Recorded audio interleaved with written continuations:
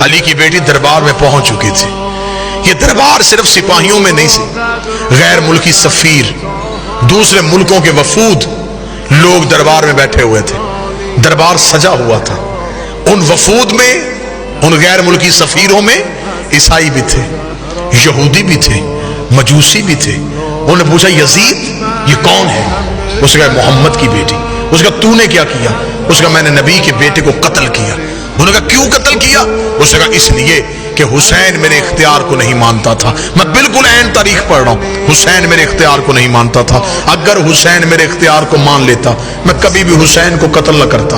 حسین نے میرا اختیار نہیں مانا، اسے چاہیے تھا وہ میری بیعت کر لیتا. اس نے اختیار کو نہیں مانا، میں نے قتل کروا دیا. علی کی بیٹی کی کان میں یہ آواز آئی. بی بی 2 قدم آگے بڑھی، آگے بڑھ گئی. یزید تو کہتا ہے ہم نے تیرے اختیار کو نہیں مانا. تیرے دربار میں روشن دانوں سے ہوا کا شور آ رہا ہے.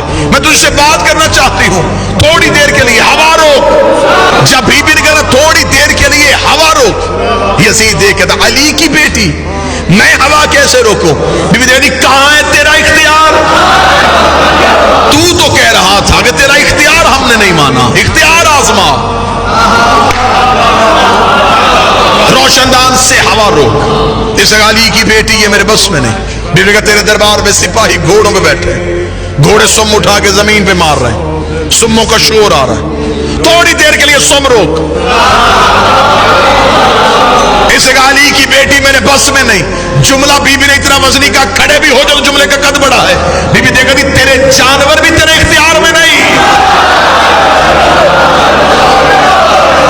تو انسانوں پہ اختیار کی بات کر رہا ہے، تیرے تو گھوڑے تیرے اختیار میں نہیں. یہ کہنے کے بعد بی بی کا تیرے دربار میں اونٹ کھڑے، اونٹ گردنوں کو ہلا رہے ہیں، گلے میں گھنٹیاں ہل رہی ہیں، گھنٹیوں کا شور آ رہا ہے. تھوڑی دیر کے لیے اونٹوں کی گردنیں روک. اب غیر ملکی سفیر سن رہے تھے، پورا دربار سن رہا تھا، اور اکیلی علی کی بیٹی بول رہی تھی. یزید یہ کیا کہہ رہی ہے تو بنت محمد؟ کبھی کہتی ہوا روک، کبھی کہتی سم روک، کبھی کہتی اونٹوں کی گردنیں روک. یہ سب کچھ میں کیسے کروں؟ بی بی 4 قدم آگے بڑھی. دیر کا پھر ہم تجھے اپنا اختیار دکھاتے ہیں. بی بی خاموش. اتنا کہنا تھا، روشن دانوں میں ہوا رک گئی. جس گھوڑے نے سم اٹھایا تھا اس نے زمین پہ رکھا نہیں. جس اونٹ کی گردن ہلی تھی اس کی واپس نہیں آئی. جس انسان کی آنکھ کھلی تھی